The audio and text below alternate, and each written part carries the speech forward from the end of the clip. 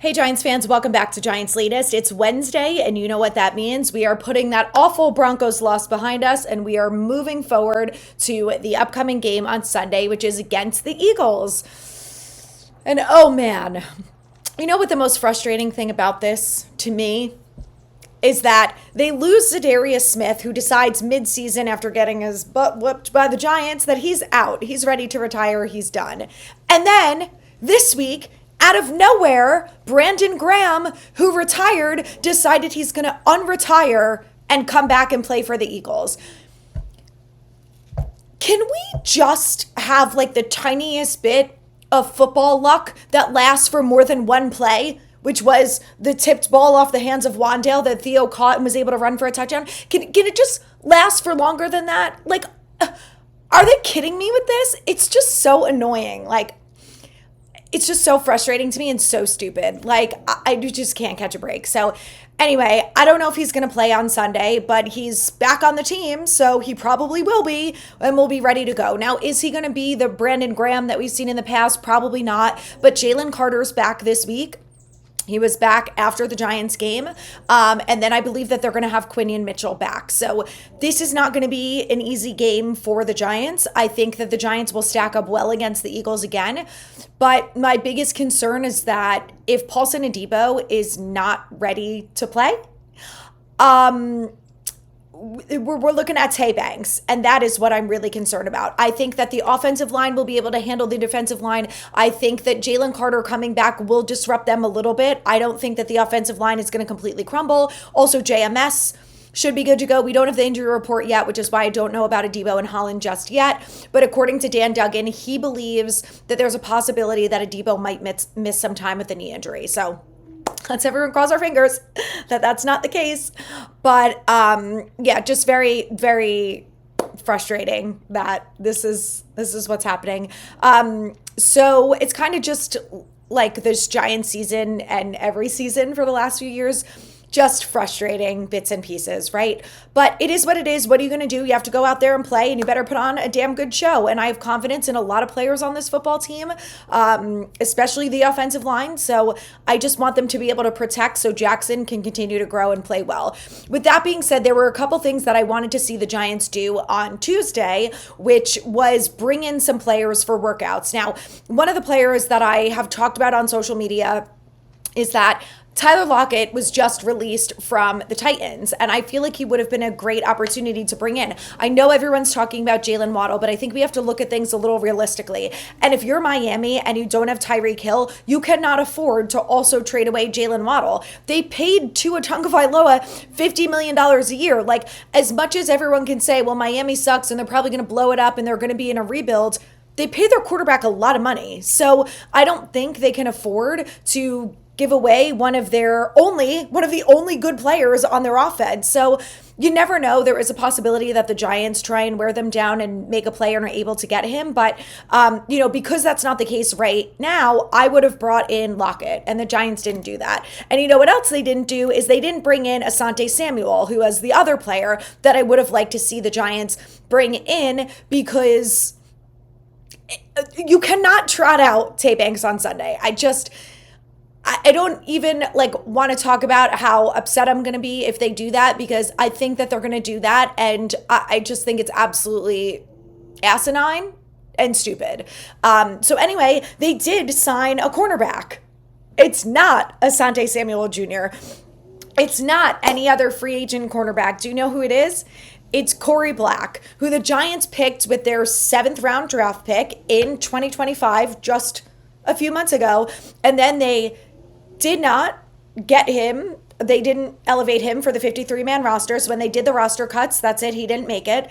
The Jets went ahead and picked him up, and he was on the Jets, and then now he's back with the Giants. So a little bit of information. He was on the Jets practice squad. He was elevated for 2 games to play special teams with the Jets before the Giants signed him back. The Giants like Corey Black's long-term potential. He wasn't good enough to make the 53 based on what everyone else did throughout camp. But, they were planning to sign him back to the practice squad after he didn't make the 53-man, and then the Jets stole him, and now the Giants stole him back. So, I don't think there's any hard feelings there. I think it is what it is. It's not like he got picked up by Minnesota. He's across the stadium, basically. So he's going to be back. Now, a little bit about Corey Black. He went to Oklahoma. He's 6 feet tall. He's around 190 pounds. Obviously, was a 7th-round pick for a reason. I don't think that he's going to come in here and light it up. But I think that there are probably a lot of players who are better than Tay Banks. So it's either him or Art Green. Those are the only options that we have right now as an outside corner. The only other cornerback that's on the roster is Nick Jones, who's a slot corner. So if Drew Phillips, keeps making some of the mistakes that he was making last week, maybe we will see a little bit of Nick Jones in the slot, but we're not going to see him on the outside. So if Tay Banks is the starter on Sunday, we could see a rotation there between him and Corey Black. I mean, Corey Black, again, was with us all summer, so he should know the playbook to a decent degree, and just hope he's better than Tay Banks, because we all know that Banks is not good. So that's where we're at with that. As of right now, there are no updates on the kicker situation. What I do know is that Graham Gano is eligible to come back from IR this week. According to Art Stapleton, Graham started kicking last week. So take with that what you will. I do not know if that means he's going to be limited in practice today and he could be good to go for this weekend. I think that's surely a possibility. There also is a possibility that he's not good to go and that they sign Corey Black, so they need a roster spot, and then leads me to my last point here, which let's talk a little bit about the roster and some other moves. So they're probably going to cut Jude McAtamney. Now, why they haven't done it yet, I don't know. We never know how the Giants go about things. They sometimes do things in bizarre fashion. So they have not made any changes yet to the roster as I'm recording this. So by the time it gets posted, that could have changed. And I think if that's the case, this is what's going to happen. It's either going to be Graham Gano or it's going to be Younghoe Koo, who are the kicker this week. I think Jude is out. I think it's done. And I think those are our two options here. If Graham Gano is healthy, they're going to start Graham Gano over Younghoe Koo.